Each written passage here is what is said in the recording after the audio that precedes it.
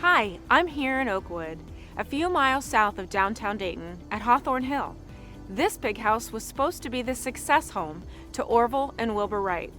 However, Wilbur died in 1912 and the house didn't come to completion until 1914. So Orville, his dad Milton, and his sister Catherine all moved in here. The mansion originally sat on 17 acres. The Wrights named the property Hawthorne Hill after all of the hawthorn trees found on the property. From big houses to big data, our discussion on Industry 4.0 wouldn't be complete without talking about the data. Up next is our last keynote of the day.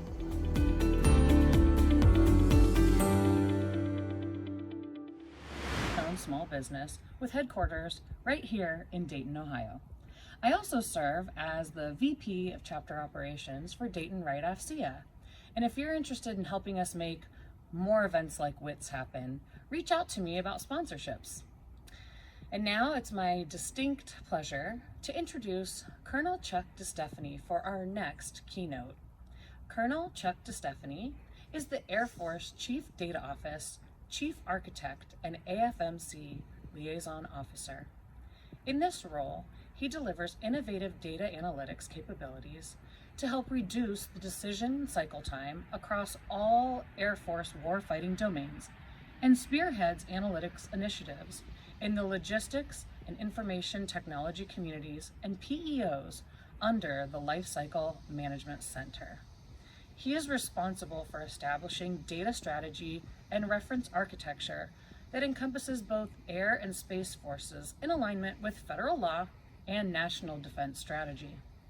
He facilitates the Data Architecture Working Group to enable artificial intelligence and machine learning across all of the functional verticals and drive technology and business process decisions to realize the CDO vision of making data vault visible, accessible, understandable, linked, and trusted across the operational ISR space and business system enterprises.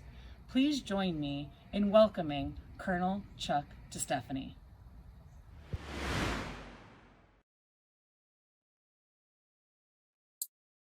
All right, good afternoon.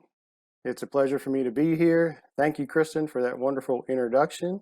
And I'm happy to be here today to talk about the Air Force Chief Data Office and some of the other data initiatives that are happening around the Air Force. Okay. First of all, let me give a little bit of background on the Air Force Chief Data Office. Obviously, our mission is to harness the power of data to make timely decisions so that we can compete on a global scale with our global competitors. My boss, Miss Eileen Vadrine, the first Chief Data Officer of the Air Force, reports directly to the Undersecretary of the Air Force, which is important because that means we dictate the policy and the procedures that apply to both the Air Force and the Space Force. We have a very broad scope, and it was very prescient of the Air Force to put the Chief Data Office at the Secretariat level back in 2018 when they were doing their initial planning. Ms. Vadrine was appointed to her office in July of 2018 and immediately started the process of ramping up civilian and military staff. Major General Kim Kreider started off as the first Chief Data Officer to stand up the office with a team of reservists. I am one of those original reservists who came to the office in 2018 to help begin the process. We have liaison officers here at Wright-Patterson Air Force Base. We've had them out at Scott, at Peterson, in San Antonio, at Langley, and up at Hanscom, all with the focus of advancing the cause of data and data initiatives across the service. You can see on the slides that we had our program guidance letter signed in March of 19 and our mission directive signed in April. And then 14 short months later, we were declared fully operational capable by Mr. Lombardi and SAF MG. So very, very short timeline for standing up an organization that's responsible for governance, policy, and technology across air and the space forces.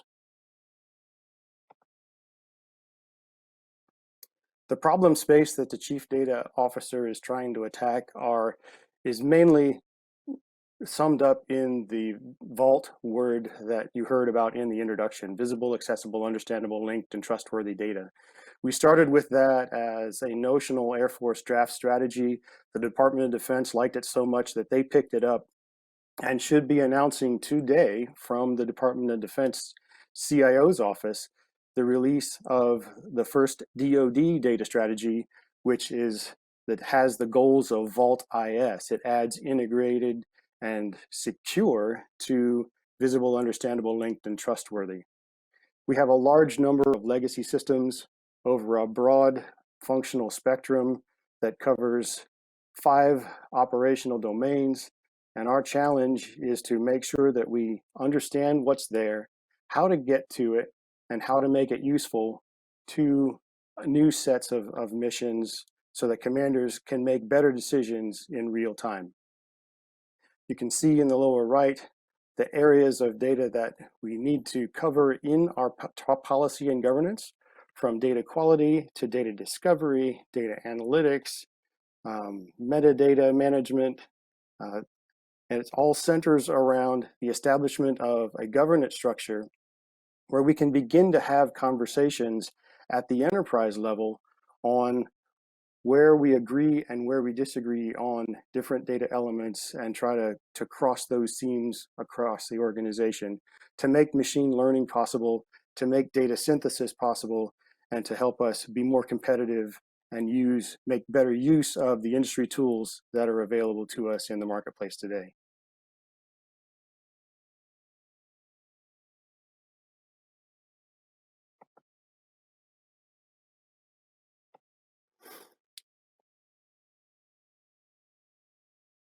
The strategic vector of this Chief Data Office is focused on 3 primary capabilities, where we want to establish that culture of data that we haven't had up to now. Right now, we have different cultures that are functional based. We need to create a culture of data, and we need to create career fields for data. Right now, there is no position description for a data scientist. We have ops researchers, we have statisticians, we have information technology professionals, but we don't have a data scientist. A1 is going after that with the creation of the 15 Alpha career field, and we are working with the personnel agencies to create those position descriptions for data science that have that magical combination of high competencies in mathematics to understand what theoretical solutions can be brought to bear to solve specific problems, but also that high competency in information technology to be able to use programs like R and Python to apply the theory to the practical reality. That's what we're trying to bring together. The policies that we put into place are all about being that catalyst for sharing data. All of the governance that we're putting together, the work on the strategic goals, it's all about making data visible, accessible, understandable, linked, and trustworthy. We have our governance that establishes the data council at the flag officer level. We have 36 data officers at the MAGCOM and air staff functional levels. And then we have data stewards out in the field working at the system level. Those data stewards, this governance role is defined in our first Air Force instruction for data governance. And we're also working on Air Force instructions for metadata management and others, lexicon management, other policies that are needed so that we can have those standard conversations, agree to the technologies that can be interoperable, and do a better job at exchanging information to make capability decisions faster, like in the Advanced Battle Management System and the JADC2 mandates that are out there right now. Finally, driving data capabilities is working with all of the different organizations to do data better and leverage machine learning and artificial intelligence. We have our own Vault data platform, which we'll talk more about here in a few minutes, but we also work with the large functionals that are very well established in their data processing and systems processing information. The intelligence community is very mature in how it does data processing, and we are taking a lot of our governance and lessons learned directly from the intelligence community. Space Force has a couple of different initiatives with their Warp Core project and with their Unified Data Library that has been dubbed as the ABMS Data One environment for the Advanced Battle Management Architecture. The logistics community has their basing and logistics data environment and their Discovery One environment that's operating in Cloud One that have been serving them for 2 decades. The A1 community is working on their talent management data environment that is also hosted in AWS GovCloud, seeking to leverage and protect and exploit the information for optimizing career field levels, optimizing training levels, optimizing, looking at new ways that we can rebalance the force in constrained environments and to meet national security objectives.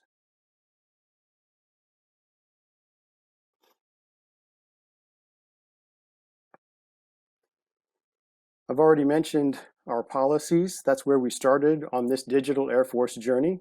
At the undersecretary level, Mr. Manasco was working with Mr. Lombardi, Dr. Roper, and Mr. Marion, now Lauren Knausenberger, on this digital Air Force journey that we are all on, advancing the cause of education and putting policies in place, helping make transformation possible. We started with our data science reference architecture that was signed by Mr. Donovan in March of 2019. It is still the reference that we use, and we made that document public intentionally so that it could be put into bidders' libraries and used by different research programs to set that baseline of vocabulary for what the Air Force is looking for when it comes to industry support for data environments. The Vault Data Platform is our reference implementation of that architecture, where we tried to follow our own tenets of going cloud first, cloud native, open source, and using COTS products when necessary so that we can keep the price point affordable and scale to the size and scope of the Air Force. And then we augment that operational capability with specific Air Force instructions that help us define how we're going to do enterprise data management across the service at the enterprise level. As the chief architect for the Vault Data Platform, I have 3 primary areas of interest. First and foremost, it's making the data services that industry takes for granted available to our government customers. So from that perspective, we were able to stand up an AWS GovCloud environment and then get it accredited so that we could put IL4, official use only, and IL5, national security system information in that cloud environment, and then allow the latest and greatest tools like Spark or Tableau or SageMaker or Databricks, what have you. Those tools all had to be run through the DISA security accreditation process, be documented with ports and protocols, get approved for use on the NIPRNet and SIPRNet, and deployed forward so that people would have these arrows in their quiver to be able to take aim at whatever objectives they're called for in their mandates and their missions. So once you have the tools, the next thing you need are the data sets.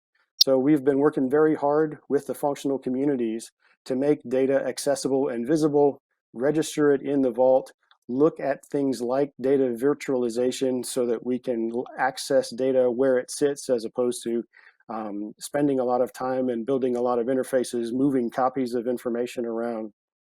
So we've made several steps towards progress in this area. We had an XWORD back in 2018 to help address a readiness exercise that was requested by the previous secretary.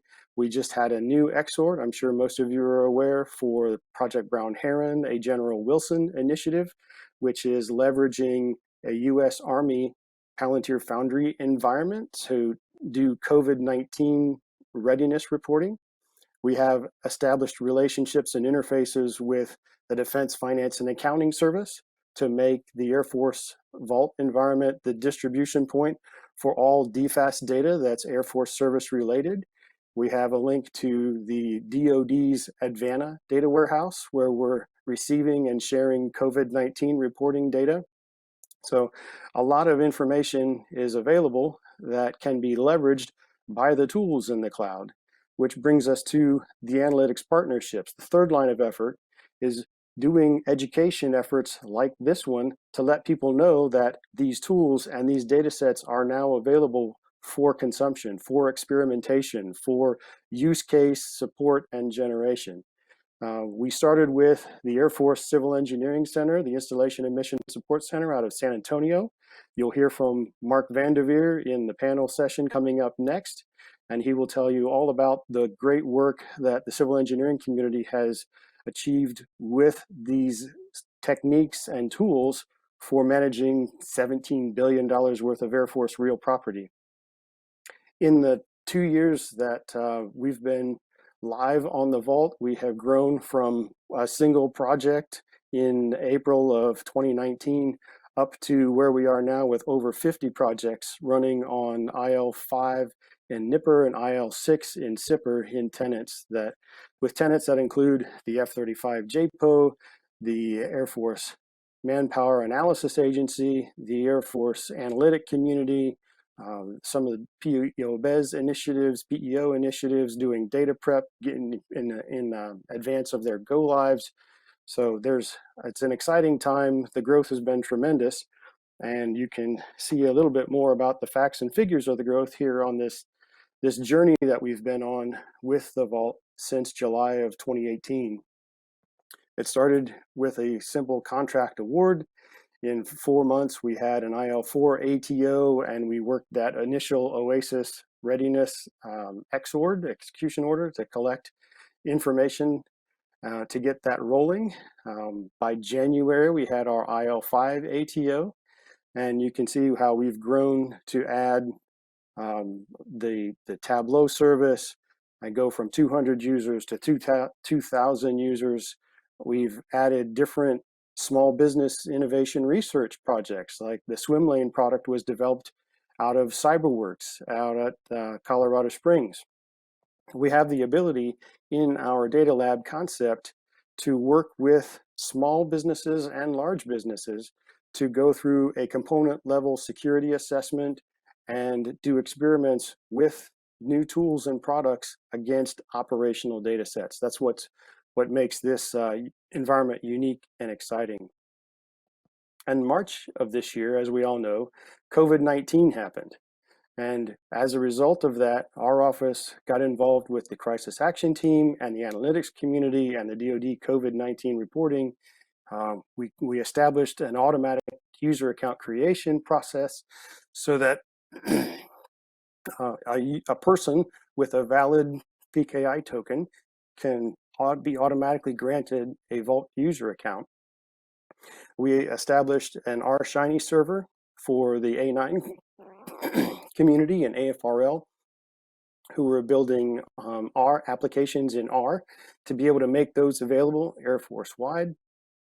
And now, excuse me.